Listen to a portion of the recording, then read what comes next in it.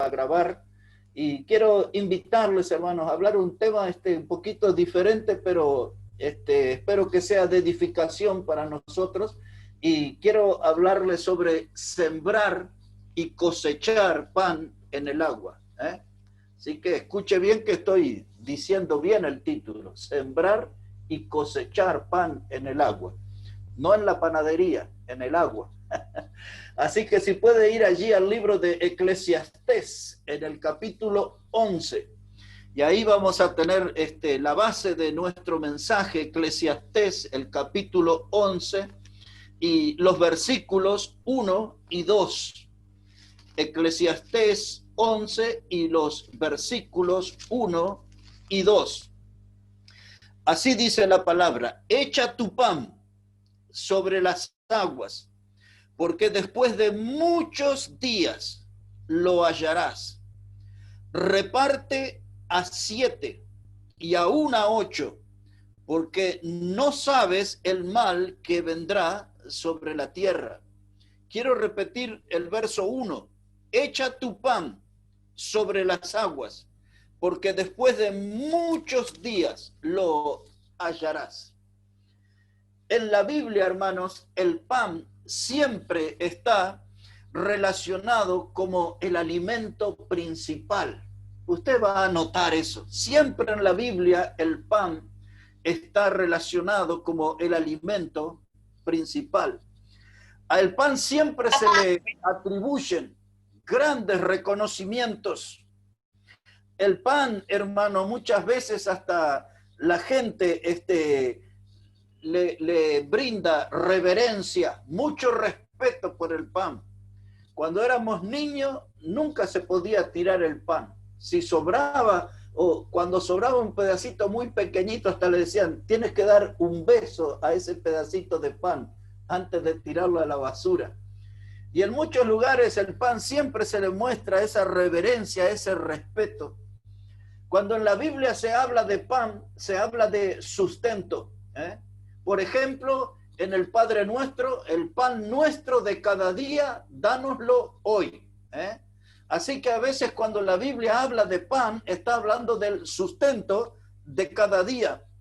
Cuando se habla de pan, se habla de provisión, del pan real, del que era amasado y cocinado en el rescoldo, en las cenizas, no en un horno eléctrico o a gas o estos sistemas modernos, sino que allí en las cenizas se ponía el pan. Y entonces el pan era considerado como una provisión.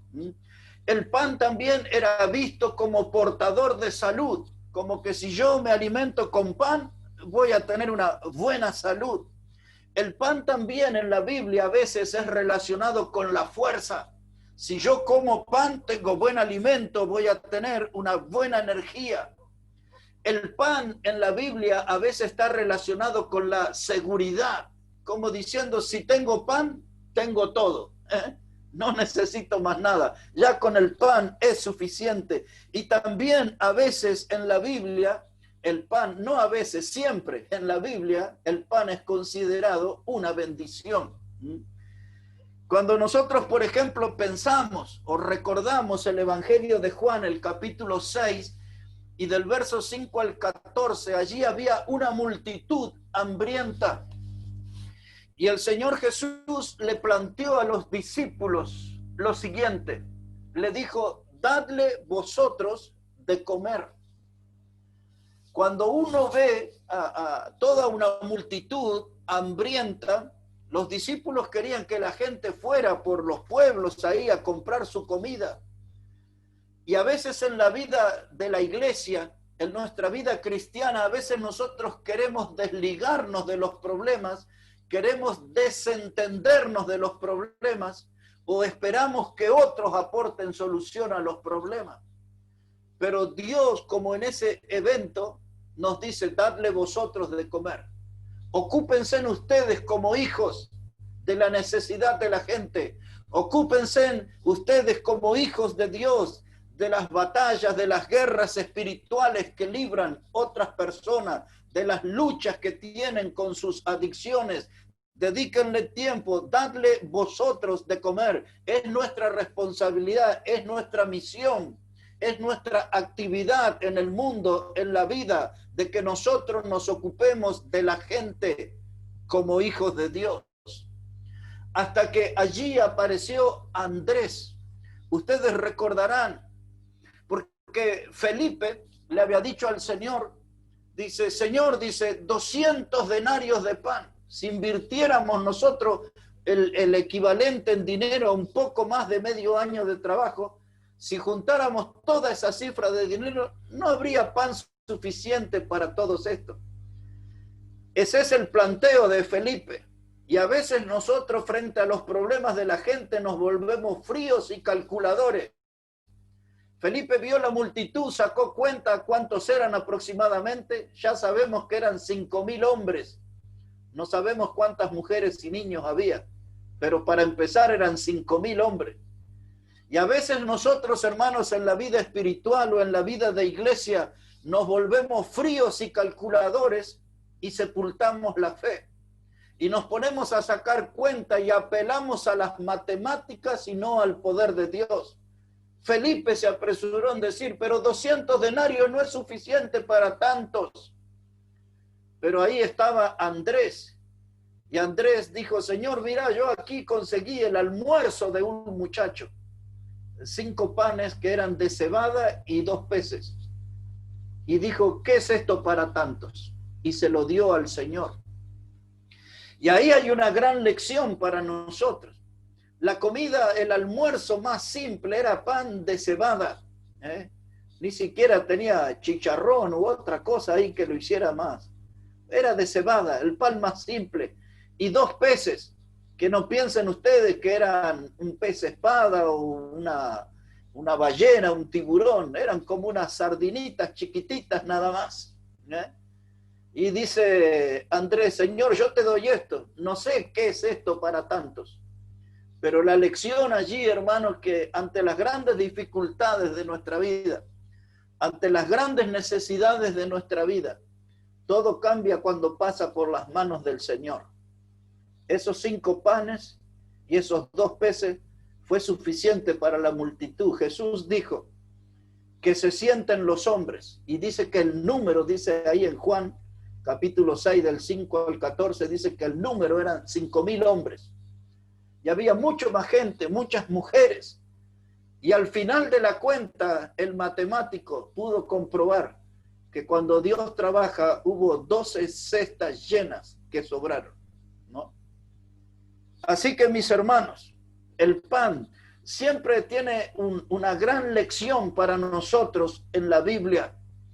El pan, hermanos, dice que es visto como un símbolo, de todo lo que Dios nos da a nivel espiritual y material.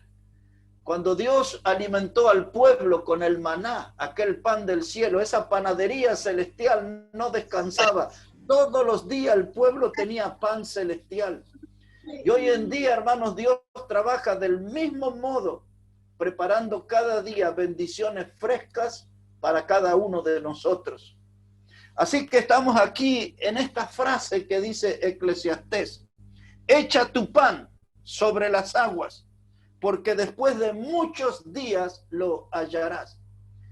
Así deberíamos interpretar este texto, que usted tiene que tener un corazón dadivoso, usted tiene que tener un corazón acostumbrado a dar a otros, a brindarse por otros. Usted tiene que tener un corazón dedicado a servir a otros. Esa es la forma del pan que usted echa sobre las aguas, lo que usted hace por otros.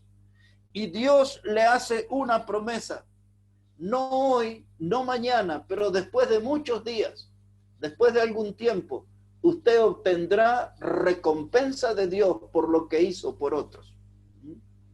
Espero que pueda estar entendiendo esto, que cuando la Biblia habla de echar el pan sobre las aguas, está hablando de tener un corazón generoso que da, pero que da sin esperar nada en el momento, pero que a su tiempo Dios va a dar su recompensa después de muchos días lo hallarás. Es decir, que el fruto de ese pan que usted da, el fruto de ese pan que usted comparte con otros, después de un tiempo, eso se multiplicará en bendición para su vida.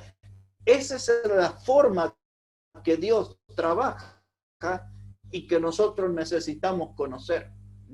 Si nosotros sabemos que Dios trabaja así, vamos a poder ser más generosos con nuestro prójimo, con nuestros hermanos. Echa tu pan sobre las aguas. Es un desafío, porque después de muchos días lo hallará. Ahora, a mí me llamó es la palabra hebrea que se escribe salak, S-H-A-L-A-K, salak.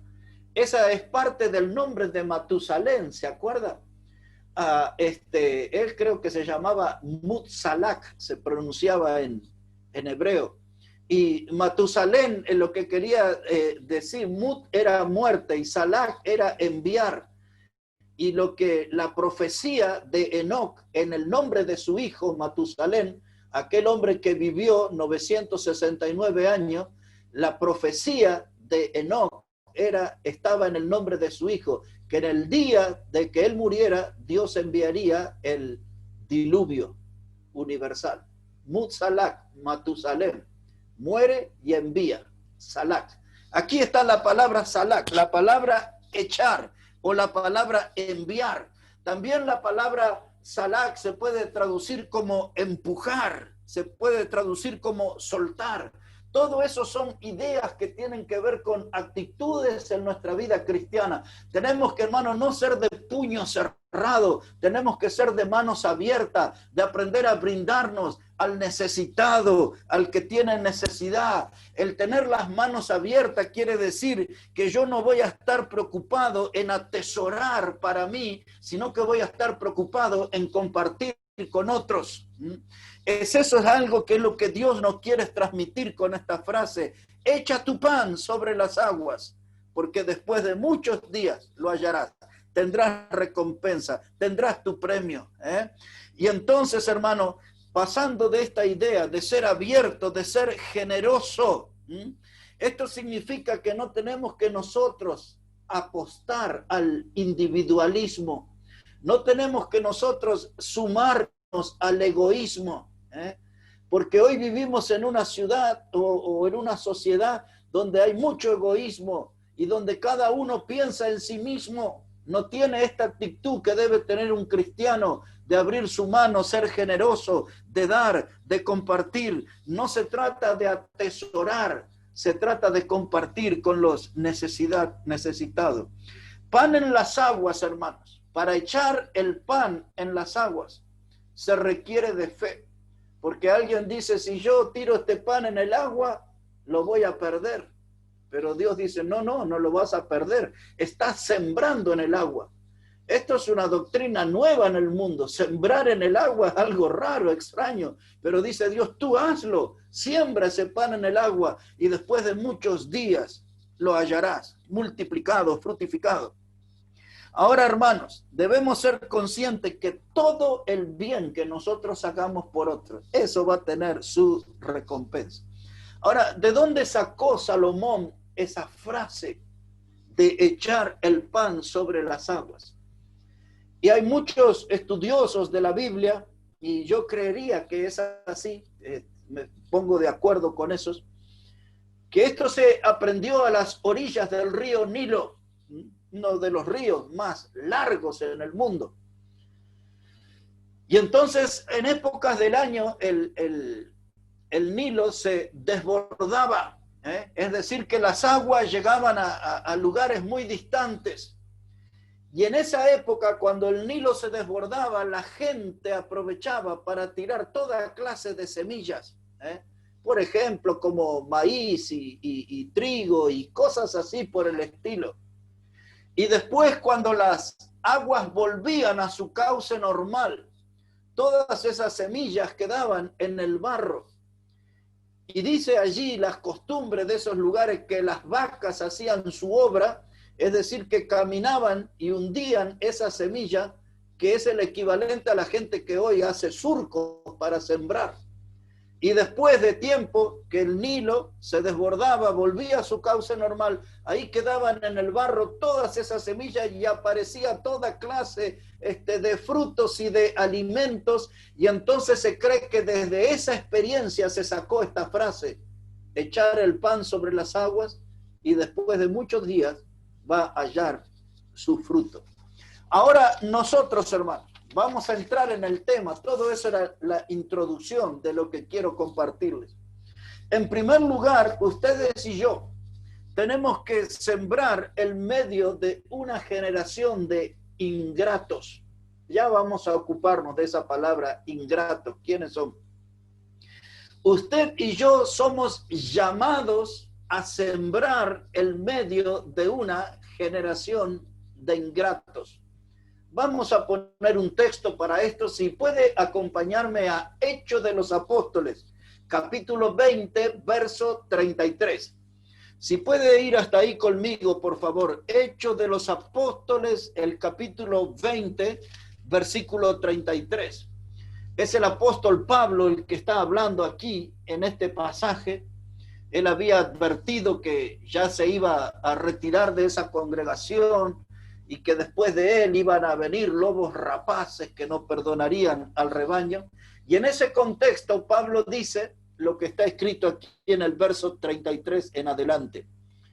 Dice él: ni plata, ni oro, ni vestido de nadie he codiciado.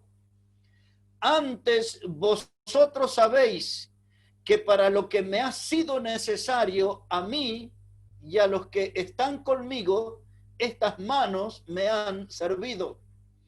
En todo os he enseñado que trabajando así se debe ayudar a los necesitados y recordar las palabras del Señor Jesús que dijo: más bienaventurado es dar que recibir.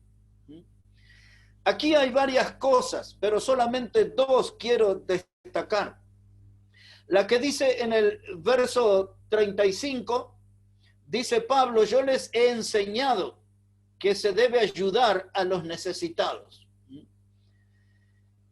Y dice él, hermano, que yo voy a ayudar al necesitado con lo que es el fruto de mi sacrificio, de mi esfuerzo, de mi trabajo.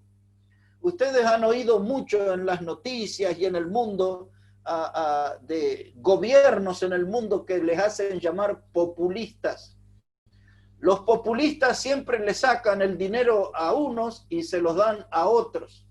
Algunos que son pobres, necesitados, pero es muy fácil eso, hermano, porque no ponen de su bolsillo, no ponen de su sacrificio. Y ellos pasan a trascender, a ser personas importantes porque le sacan dinero a uno y se lo dan a otro. A ellos no les cuesta nada eso. El principio cristiano, el que nos interesa a nosotros, que nuestra ayuda no tiene que estar basada en el sudor de otros, sino que tiene que ser fruto de nuestro trabajo, de nuestro tiempo, de nuestra dedicación, de nuestro sudor. Lo que produce nuestro sacrificio, de ahí yo saco para ayudar al que está necesitado. Y ahora Pablo da una lección importante que el Espíritu Santo sin duda le enseñó, porque no tenemos registro en la Biblia de esta frase, pero el Espíritu Santo asegura que lo dijo el Señor Jesucristo, que es muy feliz, muy dichoso. La palabra que usa aquí es bienaventurado, es dar antes que recibir. Nosotros vivimos en un mundo donde la mayoría de la gente, todos quieren recibir. Deme, deme, deme, deme, deme. Así hablaban las sanguijuelas en el libro de Proverbios. Dice que tenían 2 hijos que decían dame, dame, dame, dame, dame. Pero nosotros como cristianos tenemos que dar. Y en el dar tiene que ir incluida nuestra alegría, nuestra felicidad. Bienaventurados, muy felices cuando podemos dar a otro, cuando podemos ayudar a otros, cuando nosotros podemos compartir con aquellos que tienen hambre. Y entonces, hermano, esa es una de las mejores obras que podemos hacer a los ojos del cielo o ante la mirada del cielo, ayudar al que tiene hambre. Pero yo no me quiero quedar en esa clase de ayuda. Yo estoy hablando también del hambre del alma, porque nosotros tenemos que ver más allá del hambre que está alojado en las pancitas, en los estómagos de la gente. Tenemos que ayudar en esa área, pero tenemos que mirar más allá del hambre del alma, que la gente tiene hambre y sed de la palabra de Dios, que la gente tiene hambre por conocer a Cristo, que la gente necesita un poco de alimento divino celestial, y es esa la principal clase de alimento que nosotros somos llamados a compartir.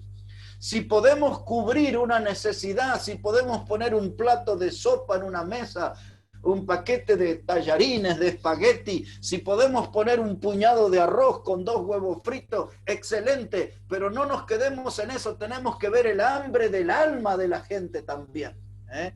Tenemos que ir más allá en nuestro trabajo, más allá en nuestro ministerio. Eso es ser generoso, de manos abiertas, de corazón abierto. Eso es lo que les quiero transmitir, sembrar en el agua y cosechar en el agua. Así de extraño como suena eso, así de extraño es en el mundo, porque es muy poca la gente que ayuda a otros, principalmente cubriendo el hambre del alma, porque la gente anda sin Cristo, sin conocer a Cristo, y nosotros los vemos y nunca cubrimos esa necesidad de la gente, o casi nunca, porque poco hablamos del mensaje del evangelio. Cuando hablamos de pan, hermano, estamos hablando de una entrega desinteresada. Yo no doy para recibir, yo doy porque soy hijo de Dios, y esa es la esencia de un hijo de Dios. Esa es la esencia del corazón de Dios, porque Él entregó lo máximo. Él entregó a su Hijo Jesucristo. Y yo como hijo de Dios tengo que aprender a dar, a entregar a otros cosas, unas clases de panes. Porque cuando usted va a la panadería, hay pan francés, hay pan inglés, hay nombres aquí, miñoncitos, milonguita, tienen cantidad de nombres los panes. Los mexicanos le llaman bolillo. Ahí por Santa Cruz tenemos los panes de bayunos, que son riquísimos. Algunos vienen con un quesito adentro, otros vienen ahí con unos cereales arriba.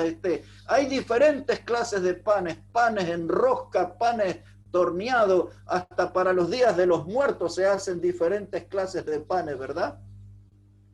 Pero yo le estoy hablando de un pan diferente.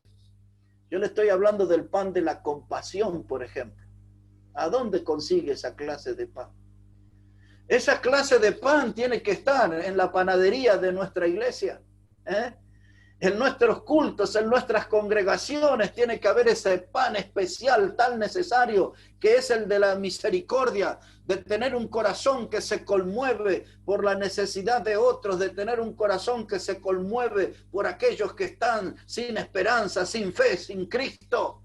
Hay otra clase de pan, hermano, que es el pan de la misericordia, es el pan de la compasión, Esa clase de panes, hermano, el pan de la sensibilidad, porque nos hemos vuelto duros, hermano. Ya no hay sensibilidad, ya nada nos mueve, ya nada nos conmueve. Ese pan, otra vez, el de la misericordia, el de la compasión, el de la sensibilidad, tienen que ser panes comunes en nuestra congregación. Esos son los panes que tenemos que sembrar sobre las aguas, para que después de muchos días los volvamos a hallar. Bienaventurados los misericordiosos, porque ellos recibirán misericordia, decía el Señor. Por ejemplo, mis hermanos, nosotros somos llamados y somos desafiados a sembrar pan en el agua, y tenemos que sembrar, hermano, en el mar de la necesidad y en el mar de los necesitados. Ahí tenemos que llevar nuestro pan, en el mar de la necesidad y en el mar de los necesitados. Porque esta sociedad que hoy nos toca vivir en este siglo XXI parece un enorme, un interminable mar de necesidades. Un enorme mar de gente necesitada. Y nosotros los cristianos somos los que tenemos que movernos, pero principalmente para presentar el mensaje del evangelio, principalmente para llamar la atención de la gente de este mundo a que pongan la mirada en la cruz y quién allí murió, porque allí murió Cristo, el Hijo de Dios. Él es el pan de vida, Él es el pan de vida eterna, dice la Biblia. Y tenemos que ayudar al mundo que mire en dirección a la cruz y encuentren ese pan nutritivo que le puede dar una salvación que es eterna. Otra vez, dijo Pablo, bienaventurado, es más bienaventurado el dar que recibir, dar que recibir. Ahora, mire mis hermanos, dar que recibir. Usted se va a encontrar con los ingratos. Les dije que le ibas a hablar un poquito de ello. La ingratitud, hermano, parece que los ingratos se agrupan. A veces usted va a encontrar en su propia familia, los que tienen su mismo apellido, los que tienen su propia sangre, muchas veces de ellos son un grupo grande de gente ingrata. Un ingrato es una persona que no es agradecida. Un ingrato es una persona que usted le da todo, pero no valoriza nada. Y yo no voy a escarbar en ninguna herida sentimental o de su memoria, porque seguramente usted le ha dado mucho a gente de su familia y ni gracias le han dado. Alguna vez quizás le dio ropa o le dio comida o le dio alojamiento o le dio trabajo o le dio dinero y nunca le agradecieron. Aún la gente de nuestra familia son gente ingrata. El ingrato, hermano, es la persona que se olvida de los favores recibidos. Siempre el ingrato se olvida de los favores que recibió. Siempre el ingrato se conduce con desprecio con aquel que lo ayudó, que le dio todo. Hay gente que le sacó el pan de la boca a sus hijos para dárselo a otro en su necesidad y ese nunca valoró. Rápido se olvidó del favor recibido, nunca agradeció. Pero aún así, hermano, esas clases de actitudes a veces nos desmotivan, nos desalientan para ayudar. Pero usted nunca se olvide lo que la Biblia dice, que más bienaventurado es dar que recibir. Nunca se olvide de lo que la Biblia dice, no se canse pues de hacer el bien. A pesar de los ingratos, a pesar de los desagradecidos que nos rodean y nos acorralan, un buen cristiano nunca se cansa de hacer el bien. Un ingrato es una persona que le falta valorar el esfuerzo de alguien que lo ayudó. El ingrato, hermano, es una persona que ignora los beneficios recibidos. Pero pensando en esa clase de ingrato, que ya les voy a decir algo más, quiero que veamos por casa cómo andamos. Por casa cómo andamos significa recordar, por ejemplo, cuando en el Salmo 103 dice la palabra de Dios, hermano, en el versículo 2 a 5, dice, bendice alma mía a Jehová y no te olvides ninguno de sus beneficios. Porque a veces también, hermanos, nosotros nos olvidamos de los favores que recibimos de Dios. Nosotros nos olvidamos de los beneficios, de las bendiciones que recibimos de Dios. Y entonces el salmista dice, bendice alma mía a Jehová, no te olvides de ninguno de sus beneficios. Dice el salmista ahí que Dios es quien perdona nuestras iniquidades. Dios es el que sana nuestras dolencias. No se olvide de eso. Dios es el que rescata del hoyo nuestra vida. Dios es el que nos corona de favores y misericordia. Dios es el que sacia de bien tu boca. Y para que nunca se olvide de ese pasaje, llega el versículo 5 diciendo, de modo que te rejuvenezcas como el águila. Ya muchas veces le prediqué de ese texto. De modo que te rejuvenezcas. Pero hermanos, nosotros también, los cristianos, nos olvidamos de los favores de Dios. tenemos en poco la salvación en Cristo, tenemos en poco el regalo de la vida eterna, tenemos en poco las mansiones celestiales que vamos a heredar, tenemos en poco la eternidad en gloria que nos espera, y podría enumerar muchas cosas más que muestran nuestra propia ingratitud. Y esa gratitud ofende a Dios. Nuestra ingratitud lastima el corazón de Dios. Porque parece que la ingratitud se ha vuelto una moneda corriente, no solo en el mundo incrédulo, sino también en los cristianos, en los hijos de Dios. La ingratitud está floreciendo en esas clases de jardines que cada vez son más visibles. No te olvides, dice aquí, bendice alma mía Jehová, y no te olvides de ninguno de sus beneficios. Él nos rescató del pozo. Cuando usted lee otros salmos, dice que Dios nos sacó, el Salmo 40 habla, nos sacó del pozo de la desesperación. Así que tenemos que recordar dónde nos encontró el Señor. En qué caminos de pecado nos encontró y nos salvó. En qué caminos de pecado nos encontró y nos perdonó. En qué caminos de pecado nos encontró y nos lavó con su sangre preciosa. Nunca te olvides de sus beneficios. Bendice, alma mía, Jehová, siempre, siempre, siempre, siempre. Pero volvamos un poquito a la ingratitud de los incrédulos. El incrédulo que hoy usted ayuda. Acá hay una música en Buenos Aires, una música antigua que se llama tango. Siempre es media triste esa música. Pero en una de esas letras históricas de un tango, dice el escritor, dice, la araña que salvaste te picó, ¿qué vas a hacer? Y en esa frase, la araña que salvaste te picó, ¿qué vas a hacer? Ahí está, hermano, cuando usted ayuda a una persona, lo rescató de un estado de miseria, de hambre, de enorme necesidad, le brindó, le dio todo, quizás le consiguió un trabajo, quizás le dio a usted sus tenis, sus zapatos, quizás le dio a usted su saco y su corbata, le dio todo, pero después de algún tiempo esa persona que usted salvó le picó como la araña, le va a traicionar. El que usted más ayuda va a ser quien más le va a lastimar en el futuro. Eso es ingratitud. Y eso se ve, pero eso no tiene que apagar mi responsabilidad. Dice el Señor, más bienaventurado es dar que recibir. A pesar de los ingratos, yo voy a seguir dando, porque ese es un principio cristiano. Ese es un principio cristiano. La ingratitud, mis hermanos, es una bofetada a Dios. La ingratitud, hermanos, realmente es una bofetada a Dios y también a aquellos que hicieron el bien. Usted ayudó, ¿no? Usted le dio las mejores flores de su jardín y ellos le devuelven bolsas de basura, los ingratos. ¿Se acuerdan cuando Jesús sanó 10 leprosos? ¿Recuerdan ese pasaje? Dice que el Señor salvó 10 leprosos, pero solamente uno vino a agradecerlos.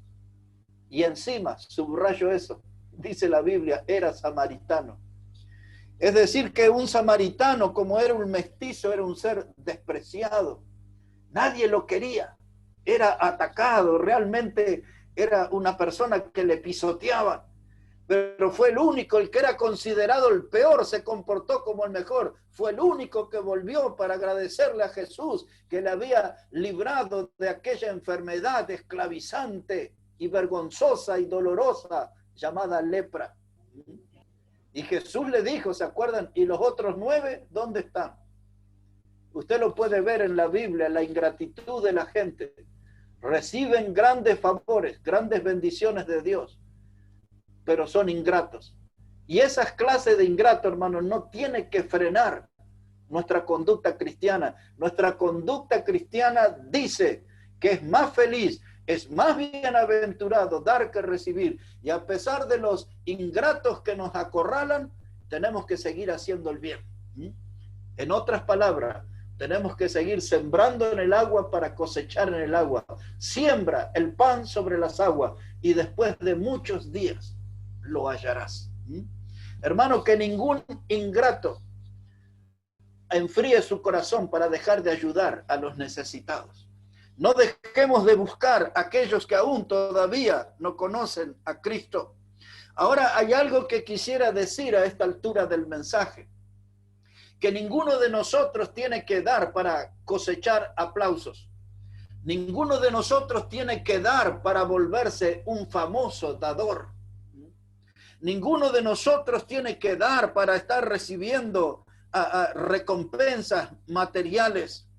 Hermano, nosotros simplemente tenemos que dar porque es un deber cristiano. Es un deber cristiano. Y por eso tenemos que dar. Hermanos, dice la Biblia que no debe saber nuestra mano derecha lo que hace la mano izquierda. A la hora de dar tenemos que diferenciarnos de los políticos modernos. Usted los va a ver en todos los países y van a un lugar donde la gente vive ahí bajo 2 chapas o calaminas o el nombre que usen, ¿no? Un poco de cartón y bolsas de nylon, y ahí viven y crían a sus hijos, y viene el tiempo de las elecciones y ahí le llevan unos paquetes de hierba, de azúcar, de fideo, ahí le llevan un colchón, ¿no? Y mientras están entregando el colchón y un botellón de aceite y qué sé yo, un poco de sal, ahí están todas las cámaras y las fotos, ¿eh? Eso hacen los políticos mundanos, eso hacen los perversos. Un cristiano tiene que saber dar en silencio y que nadie se entere, al modo de que su mano derecha no sepa lo que hace su izquierda. Esa es la clase de dar que tenemos que aprender los cristianos. Sembrar, hermanos, en esta vida, aunque estemos rodeados por una legión de ingratos, eso no tiene que apagar mi deseo de dar. Hermanos, tenemos que nosotros aprender a sembrar y a cosechar en el agua. En segundo lugar, hermanos, tenemos que sembrar a pesar del espíritu de indiferencia. Primero, sembrar a pesar de los ingratos que nos rodean. En segundo lugar, sembrar a pesar del espíritu de indiferencia. Quiero que meditemos en un texto de Proverbios 22 y el verso 9, por favor. Proverbios 22 y verso 9. Así dice la palabra de Dios. Proverbios 22, verso 9 dice: el ojo misericordioso será bendito, porque dio de su pan al indigente. Dice acá, hermano, el ojo misericordioso. ¿Qué significa esto? Que no todos los ojos son iguales, porque hay gente que ve la necesidad y sigue de largo. Hay gente que ve la necesidad y no hace nada para cubrirla. Pero el ojo misericordioso atiende al necesitado. Déjeme recordar ese ejemplo con aquella enseñanza del buen samaritano. ¿Se acuerda? Del hombre que fue asaltado, malherido, tirado al costado del camino, y pasó el sacerdote y siguió de largo. Y luego el Evangelio nos cuenta que pasó el levita y siguió de largo. Pero un samaritano, dice, al verlo fue movido a misericordia. Es lo que dice este texto. Dice que el ojo misericordioso será bendito. El samaritano tenía un ojo misericordioso. Vio a un hombre lastimado, malherido, desangrándose. Es más, la Biblia dice que estaba medio muerto. Y el ojo bendito de ese misericordioso samaritano se acercó, y ustedes recuerdan que vendó sus heridas y le puso allí vino y aceite. Es decir, que le puso allí un desinfectante y le puso allí un suavizante, porque el vino tenía un poder antiséptico. Y el aceite era algo suavizante, y luego vendó y no terminó su trabajo allí, lo llevó hasta el mesón y no terminó su trabajo ahí, no lo tiró en la puerta, se lo dio al mesonero y le dijo que se ocupe de él. Dice: y si algo más va a quedar pendiente, yo te lo pagaré al regreso. Bendito el ojo misericordioso. ¿Qué hacemos nosotros cuando vemos a los necesitados. Y no digo solamente a los que están bajo los puentes, en las plazas, porque a veces los necesitados están en los bancos de nuestra iglesia y no hacemos nada por ellos. No hacemos nada. Esta noche fuimos convocados, hermanos, para aprender una siembra nueva, distinta. Quizás que suene como loca esta clase de siembra, pero para mí es un desafío. Dice Dios, siembra tu pan sobre las aguas y después de muchos días lo hallarás. Hallarás ese pan multiplicado que ha fructificado. Usted encárguese de dar, que Dios sabe cómo multiplicar. Dios es mucho mejor que nosotros para las matemáticas. Y Dios tiene mucho mejor memoria que todos nosotros juntos. Él sabe cómo recompensar a los que aprendieron a sembrar pan sobre las aguas. Mis hermanos, en Hebreos el capítulo 6, ahí hay algo que si usted no conoce ese texto, le va a animar a conocerlo. Hebreos el capítulo 6 y el versículo 10. Y si no lo conoce, ya tiene que sumarlo a la lista de textos preferidos. Mire, le va a ayudar mucho en su vida. Hebreos el capítulo 6 y el versículo 10. Hebreos 6, verso 10. Dice, porque Dios no es injusto para olvidar vuestra obra y el trabajo de amor que habéis mostrado hacia su nombre, habiendo servido a los santos y sirviéndoles aún. Hermano, es impactante el texto que dice, Dios no es injusto para olvidar vuestra obra y el trabajo. Cuando usted hace algo bueno, no estoy hablando solamente de dar una comida o de dar una ropa o de dar una ofrenda de dinero. Estoy hablando de predicar el evangelio. Eso es algo bueno. Eso es una ayuda, hermanos, que no tiene algo que le iguale del evangelio, de la salvación eterna. Y usted quizás dice, mire, gané tantas almas o traje tantas almas nuevas a la iglesia, nadie dijo nada, ni el pastor mencionó que esas almas las traje yo. Usted fue un buen instrumento y lo sabe, pero a su tiempo Dios le va a dar la recompensa, porque dice el texto, Dios no es injusto para olvidarse de su obra. Los hombres fallamos. Los predicadores, los pastores, no saben reconocer, son injustos. Pero Dios tiene un registro perfecto de nuestras intenciones. Dios, hermanos, como lo dice aquí este pasaje, no es injusto para olvidarse. Dios goza de muy buena memoria. Usted trabaje no buscando el aplauso de la gente. Usted trabaje no buscando la aprobación de las autoridades espirituales. Usted trabaje sabiendo que Dios no es injusto para olvidarse de su trabajo. Echa el pan sobre las aguas y después de muchos días lo encontrará. Dios sabe cómo darle el fruto de lo que usted sembró. Dios sabe cómo darle a usted el fruto de lo que trabajó. Dios no se olvida de ninguna de nuestras gotas de sudores derramadas en su obra. Así que trabaje, hermano, anímese. Si nadie lo aplaude, si nadie le pone una palmadita en el hombro diciendo muy bien, lo has hecho bien, buen trabajo. Si nadie le dice nada de eso, usted confórmese con lo que Dios le va a decir. Dios no es injusto para olvidarse. Tenemos que sembrar pan en el agua a pesar de los ingratos que nos rodean. Tenemos que sembrar pan en el agua a pesar de los indiferentes, de la gente que no le importa si trabajamos o no trabajamos. Pero también tenemos que sembrar pan en el agua para que este mundo sea salvo.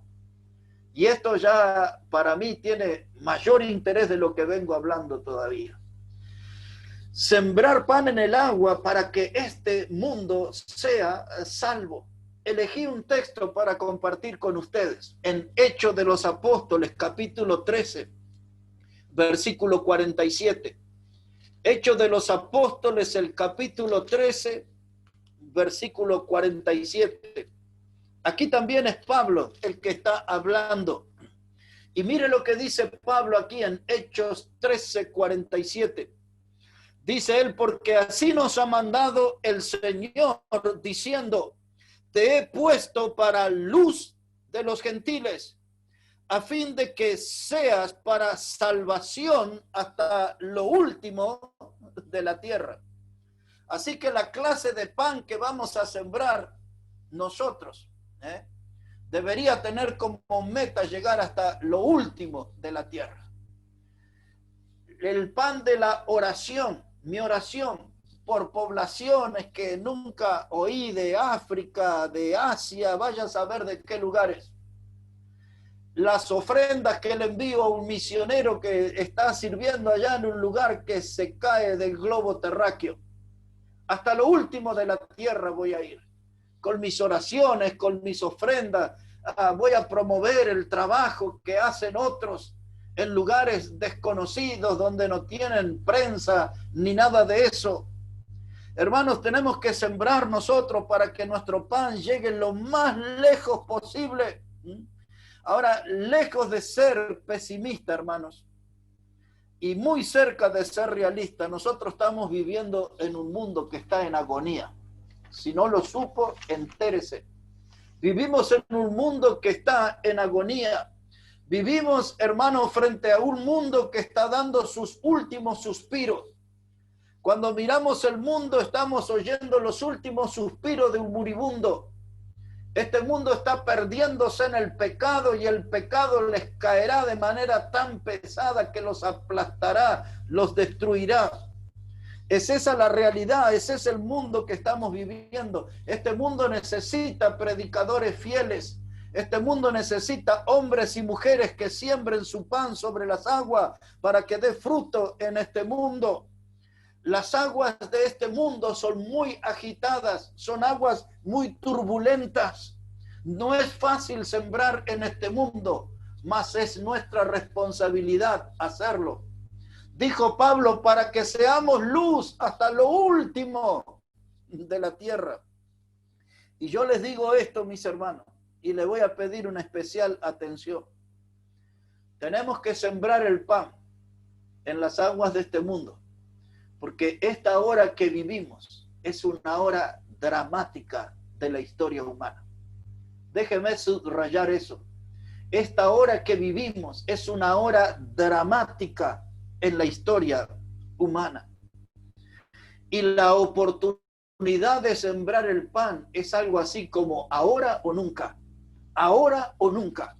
Tengo que decidirme a meterme en la obra de Dios. Tengo que decidirme a meterme en la batalla. Tengo que decidirme a meterme en el equipo de los que predican y promueven el evangelio. Tengo que decidirme a meterme en aquellos que siembran. Tengo que meterme, hermanos, en aquellos que están llevando el mensaje de la cruz. Es ahora o nunca. Entonces, mis hermanos, entérese de esto. Muchos de ustedes han trabajado en el campo y saben mucho de la siembra y de la cosecha. Capaz que no sabían esto de sembrar en el agua, pero sí saben mucho de siembra y cosecha y de los riesgos de perder las cosechas por el granizo, por el frío, las heladas, las langostas. Algunos de ustedes conocen muchísimo de todo eso. Pero esto quiero que usted lo comprenda, hermano. La naranja, hermano, se cosecha en un mes.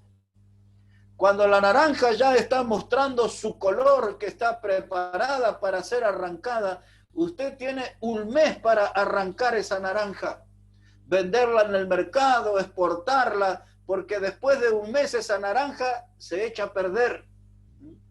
Los arándanos, esa frutita pequeñita, oscura, eso tiene un mes para cosecharlo. Si usted lo deja pasar más tiempo, se echa a perder. Las manzanas, las peras, todas esas son clases de fruto que en un mes usted tiene que cosechar todo, porque si se quedan más tiempo en los árboles, se van a echar a perder. El trigo y el maíz también tienen un mes para ser cosechados. ¿Qué quiero decir con todo esto? Que este mundo, hermanos, al igual que las frutas y las cosas que he mencionado, este mundo está madurando. Y si no levantamos la cosecha ahora, pronto se va a echar a perder esta generación. ¿Entiende? Estamos en el momento justo de levantar la cosecha, porque muchos de ustedes, hermanos, tienen ahí sus 25 años, sus 35 años, yo casi que los duplico en edad, y entonces lo que son mi generación ya están todos de salida en este mundo, ya han madurado, ya tienen años suficientes para salida, y ustedes van a ir viendo que los años se le van pasando y esta generación está madurando para ser cosechada. Si no los cosechamos ahora, se van a echar a perder en la eternidad. Espero que entienda, hermano, esa figura. Es el tiempo de sembrar pan en el agua, aunque suene como una locura, pero es lo que la Biblia nos desafía. Siembra tu pan en el agua y vas a aprender a cosechar en el agua, ¿eh? Yo no sé bien cómo es eso, pero si Dios lo dice, yo lo voy a hacer. Por la fe, por la fe. Hermanos, es hora de que reaparezcan los predicadores y lo que tenemos que sembrar son las buenas nuevas. Y cuando hablamos de buenas nuevas, estoy hablando de informar que Jesucristo murió por nuestros pecados. ¿Tan complicado es ese mensaje? Usted no tiene que agregarle más nada al mensaje. Todas las noticias que tenemos que llevarles a este mundo se encierra en esa frase, que Jesucristo murió por nuestros pecados. Ese es todo el mensaje que tenemos que dar. Si usted prefiere, lo basamos en Romanos 5, verso 8, donde dice que Dios muestra su amor para con nosotros en que siendo aún pecadores, Cristo murió por nosotros. Buenas noticias, buenas nuevas. Jesucristo murió por nuestros pecados. Usted diga ese mensaje a la gente, así nomás, Jesucristo murió por nuestros pecados y deje que Dios obre después.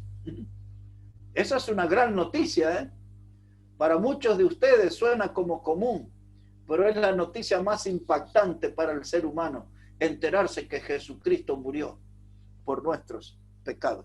Último punto, hermano, para terminar, porque con todo lo de los espíritus y las cosas que les hablé, me perdí un poco. Pero para terminar, quiero hablar de sembrar sobre las aguas y hacerlo generosamente. Sembrar pan sobre las aguas y hacerlo generosamente. Dos pasajes, solamente dos, y ahí vamos a terminar. El primero de ellos en el libro de Job, el capítulo 29. El libro de Job, el capítulo 29, versículo 12 en adelante. Job, el capítulo 29, versículo 12 en adelante. Para que usted se entere, Job estaba hablando ahí como un legislador, un hombre de autoridad, como si fuera un juez. Así él habló estas palabras. Job 29:12 dice, porque yo libraba al pobre que clamaba y al huérfano que carecía de ayudador. La bendición del que se iba a perder venía sobre mí. Y al corazón de la viuda yo daba alegría. Me vestía de justicia y ella me cubría. Como manto y diadema era mi rectitud. Yo era ojos al ciego, pies al cojo. A los menesterosos era padre, y de la causa que no entendía me informaba con diligencia. Ese pasaje merece ser leído, releído, estudiado. Anímese a hacerlo. Pero lo que Job está diciendo, que él sembraba el pan sobre el agua y lo demostraba de la siguiente manera. En el verso 2 él dice, yo libraba al pobre que clamaba, aquel que sufría, que estaba en un estado de desesperación, de abandono. Él dice, yo iba y lo libraba de sus problemas, los libraba de sus necesidades. Es decir, que él ponía su corazón al lado de la necesidad de la gente. En ese mismo verso 12, él dice, el huérfano, que nadie lo ayudaba, el que carecía de ayudador, entonces yo ahí iba como el ayudador. Yo ayudaba al pobre, dice Job, yo ayudaba al huérfano, estaba en un lugar, en un puesto como legislador, como juez. Ustedes y yo estamos en el puesto de embajadores de Cristo, Por eso tenemos que ir en ayuda del pobre, del huérfano. Y él dice aquí también, él habla de la viuda, de esas mujeres que para el sistema jubilatorio y de muchos políticos son molestas. Nosotros tenemos que ir en su ayuda. Tenemos que ir y ayudarnos de la viuda, de atender sus necesidades, de fortalecer su sentimiento, de fortalecer la motivación para seguir al Señor. Se quedó sola en la vida, está viuda, dice Job, yo era el que tenía que ir allí para darle alegría. Dice él aquí también, hermano, que él era ojo para el ciego, aquel que no podía resolver las cosas por sí solo, el que no sabía qué caminos porque era ciego. Dice, yo era ojos para él, me paraba al lado de él y le hacía de ojos, le hacía de ayuda, le orientaba en la vida, le daba indicación para andar por caminos seguros, para dar pasos firmes. Yo era ojos para el ciego, y dice él también, yo era pies para el cojo, aquel que tenía una dificultad en su pierna, que no podía firmarse bien en el piso. Dice, yo era una ayuda para él, era como un bastón. Y usted puede releer todo esto, y ahí está el espíritu nuestro como cristianos para servir a otros.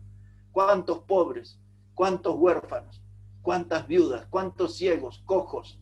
Gente malherida por el pecado y por el diablo en esta vida. Necesitan de sembradores de pan en el agua como usted y como yo. En otras palabras, de gente que haga algo, porque sabe que después de muchos días tendrá su recompensa. Después de muchos días. Esto no es un depósito a plazo fijo, que a los 30 días, 60 o 90 días, usted va a tener un interés. No, no, la Biblia dice después de muchos días, en el día que Dios determine, usted va a tener su recompensa. Hoy es el tiempo de sembrar pan en el agua. Y termino, hermanos, con un texto bien conocido por nosotros. Y es allí en 2 de Corintios, el capítulo 9, verso 6, y ese va a ser nuestro texto final de este mensaje. 2 de Corintios, el capítulo 9 y el versículo 6. Aquí el pan sembrado se reduce a dinero, porque mire, hermanos, no estamos pidiendo dinero, estamos buscando la enseñanza de Dios en esto. Dice aquí 2 de Corintios 9, verso 6, pero esto digo, el que siembra escasamente, también segará escasamente. Y el que siembra generosamente, generosamente también segará. Cada uno dé como propuso en su corazón, no con tristeza ni por necesidad, porque Dios ama al dador alegre. Esos versículos se cantan, hermano, es un cántico precioso. Pero mire, aquí está hablando, hermano, de que Dios ama al dador alegre.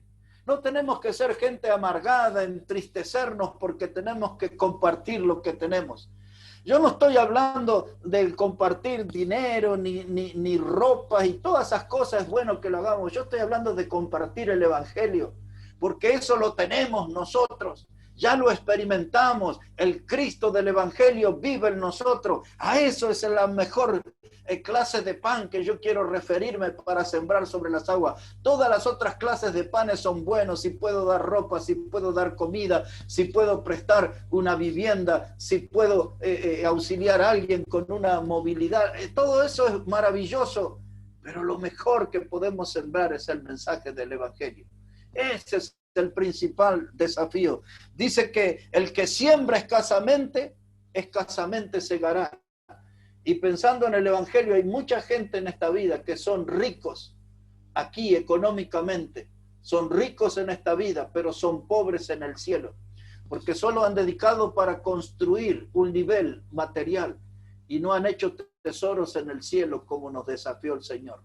Cuando Jesús dijo que debemos hacer tesoros en el cielo, sépalo, se refiere que debemos atesorar algo que va a ir al cielo. Y lo que va al cielo son las almas, lo que va al cielo son los salvos. Cuando Jesús dijo hacer tesoros en el cielo, está diciendo, gana almas con el evangelio, gana almas con la predicación, hazte rico en el cielo. Cada alma que tú guíes a Cristo es un depósito en el banco celestial. Tesoros en el cielo. Muchos son ricos en la tierra, pero serán pobres en el cielo. porque no han ganado almas para Cristo, no han sembrado el pan sobre las aguas, y a eso tenemos que ocuparnos y tenemos que dedicarnos. Mis hermanos, no deje que su mano descanse, siga dando, mate el egoísmo, bríndese a la obra de Dios, entregue su vida al servicio de Dios, entregue su vida para que se vuelva un instrumento en las manos de Dios. La mejor inversión que podemos hacer en esta vida es ponernos en las manos de Cristo y es vivir en la voluntad de Dios. Como dijo Pablo en Romanos 12, verso 2, la voluntad de Dios es agradable y perfecta. Si quiere tener días agradables, si quiere tener días de victoria, pues anímese a hacer la voluntad de Dios. Ella es agradable y perfecta. Y pensando en eso, nos vamos con esto que suena como a locura, hacer el intento de sembrar pan en el agua y vamos a cosechar frutos después de muchos días. Bueno, que Dios bendiga su palabra, mis hermanos, y sus vidas en esta noche.